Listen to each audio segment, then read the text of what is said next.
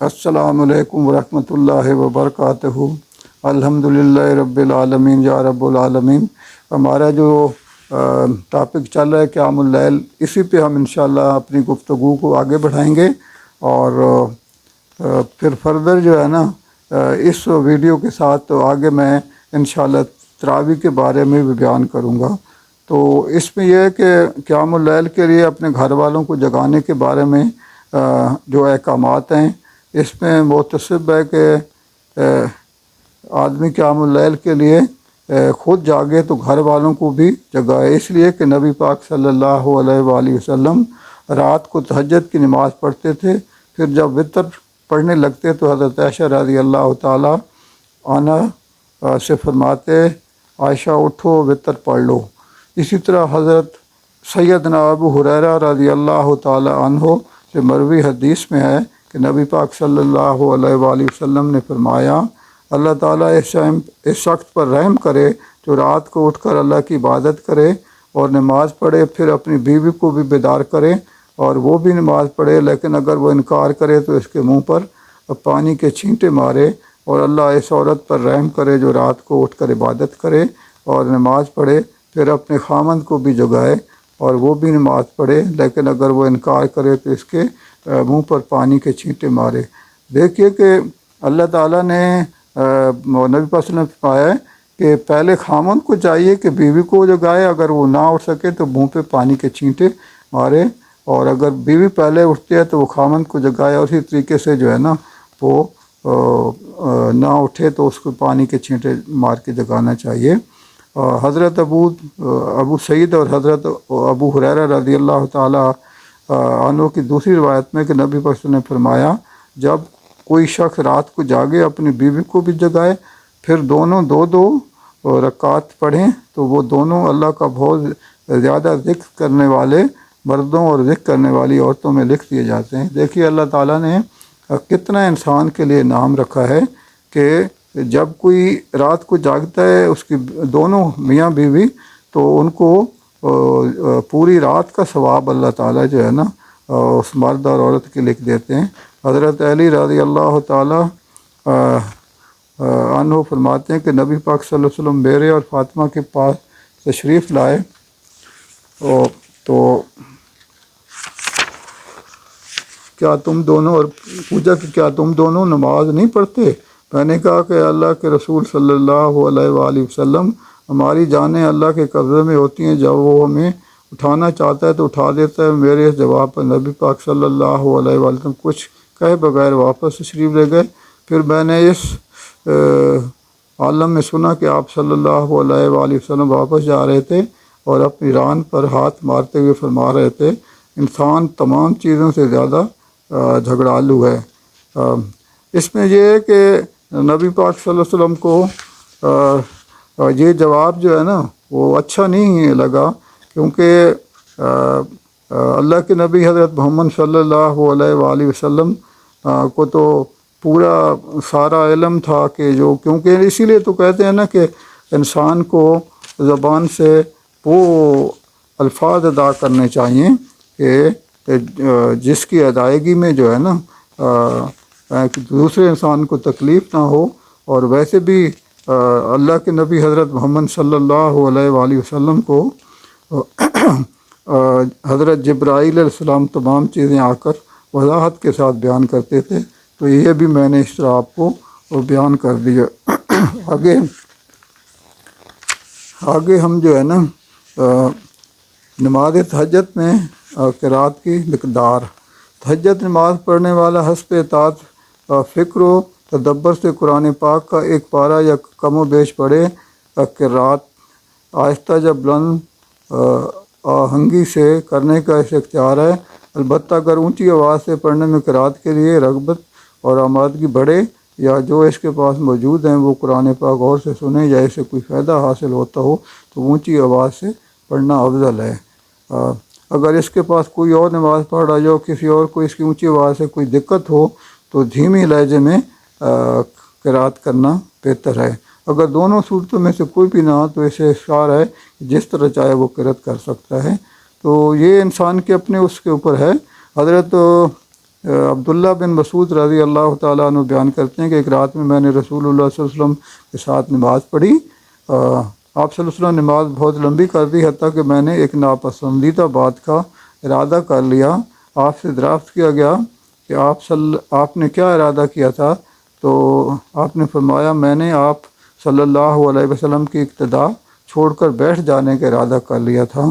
تو دیکھیں نبی پاک صلی اللہ علیہ وآلہ وسلم جو ہے نا وہ تو کئی دفعہ پوری سورۃ بقرہ پڑھ لیتے تھے اور کئی دفعہ اس کے ساتھ سورۃ نساء کو بھی ملا لیتے تھے۔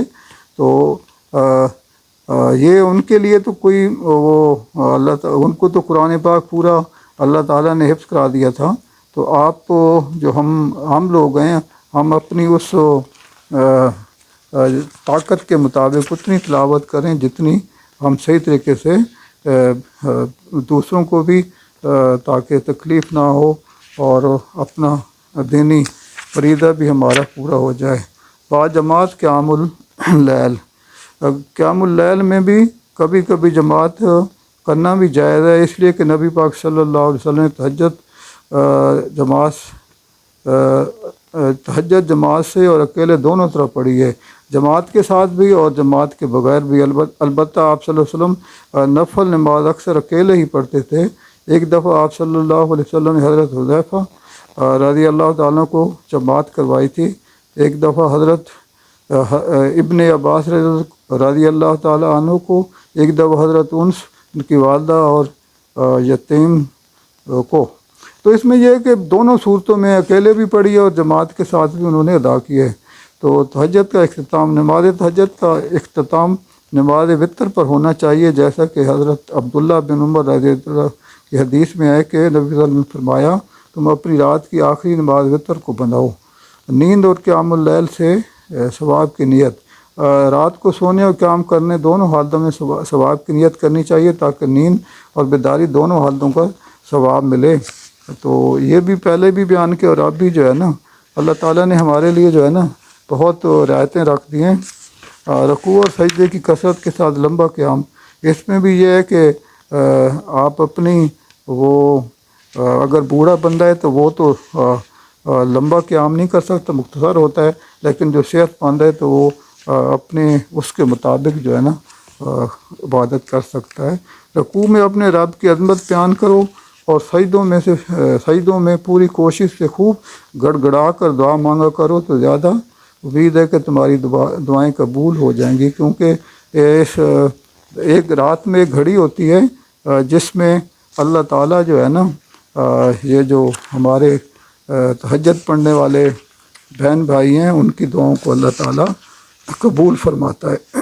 تو اللہ تعالیٰ سے ہمیں بھی دعا کرنی چاہیے کہ ہم اپنے طرف سے جتنا ممکن ہو سکے ہم تہجد کی نماز کے لیے اٹھا کریں، اپنے گھر والوں کو بھی جگائیں تاکہ وہ بھی اس سے فائدہ اٹھا سکیں۔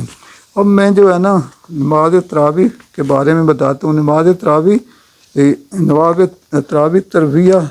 ترویہ تو کی جمع ہے، اس کا مطلب ہے کہ آرام کرنا۔ تراویح اصل میں ہر نشست کو کہتے ہیں، لیکن اصطلاحاً رمضان المبارک کی راتوں میں 4 رکعات قیام کرنے کے بعد آرام کے لیے بیٹھنے کو تراویح کہتے ہیں۔ اس میں یہ ہے کہ 2 رکعات جو ہے نا امام صاحب جب پڑھاتے ہیں 2، اس کے بعد پھر 2 پڑھاتے ہیں تو 4 ہو جاتی ہیں۔ اس کے بعد تھوڑا سا جو ہے نا وہ آرام چند منٹ کے لیے جو ہے نا امام صاحبان جو ہے نا وہ بیچ میں وقفہ دیتے ہیں اور تھوڑی دیر آرام کر کے پھر جو ہے نا تراویح پڑھنا شروع کر دیتے ہیں۔ چونکہ نبی پاک صلی اللہ علیہ وآلہ وسلم اور صحابہ کرام رضی اللہ تعالیٰ عنہ 4 رکعات کے بعد آرام کرتے تھے، اس لیے قیام اللیل کو تراویح کہا جاتا ہے۔ تو اس میں یہ ہے کہ ہم تو پیارے نبی حضرت محمد صلی اللہ علیہ وسلم کے طریقے پہ وہی چیز جو ہے نا پڑھتے ہیں۔ تراویح یہ رمضان کی راتوں کے پہلے پہر میں پڑھی جانے والی نماز ہے، یعنی عشاء کی نماز کے بعد۔ اس کے لیے یہ بیان کیا کہ رمضان کے مہینے میں آرام کرنا، چونکہ نبی پاک صلی اللہ علیہ وسلم اور صحابہ کرام رضی اللہ تعالیٰ انو ہر دو سلاموں یعنی 4 رکعات کے بعد کچھ آرام کرتے تھے، کہ جیسا کہ حضرت عائشہ رضی اللہ تعالیٰ عنہ سے پوچھا گیا نبی پاک صلی اللہ علیہ وسلم رمضان میں کس طرح نماز پڑھتے تھے، انہوں نے کہا کہ نبی پاک صلی اللہ علیہ وسلم رمضان اور غیر رمضان میں 11 رکعات سے زیادہ نہ پڑھتے تھے، آپ 4 رکعات ایسی لمبی اور خوبصورت پڑھتے تھے کہ ان کی خوبیت طوالت کے بارے میں بس کچھ ہو نہ پوچھو، پھر 4 رکعات ایسی پڑھتے تھے کہ جن کے حسن و لمبائی کے بارے میں کچھ نہ پوچھو، پھر آپ 3 وتر پڑھتے تھے۔ تو اس میں یہ ہے کہ نماز یہ جو تراویح ہے نا جی، اس کی یہ ہے کہ پہلے نبی پاک صلی اللہ علیہ وسلم نے 3 دن جو ہے نا نماز تراویح جو ہے نا جماعت کے ساتھ پڑھائی تھی۔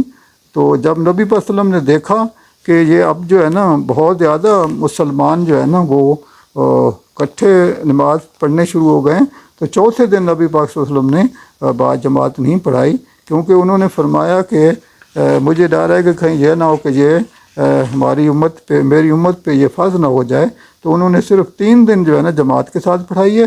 اس کے بعد جو ہے نا حضرت عمر فاروق رضی اللہ تعالیٰ عنہ کا جب دور آیا ہے، اور وہ بھی نبی پاک صلی اللہ علیہ وسلم نے 8 تراویح پڑھائی تھیں، پھر حضرت عمر فاروق رضی اللہ تعالیٰ عنہ نے اپنے دور میں جو ہے نا اختلاف پیدا ہوا، تو اس میں 12 اور 8 کر کے 20 کر دیں، اور ابھی وہی 20 جو ہے نا نماز تراویح پڑھائی جاتی ہیں، اور ان کی بڑی فضیلت ہے، کیونکہ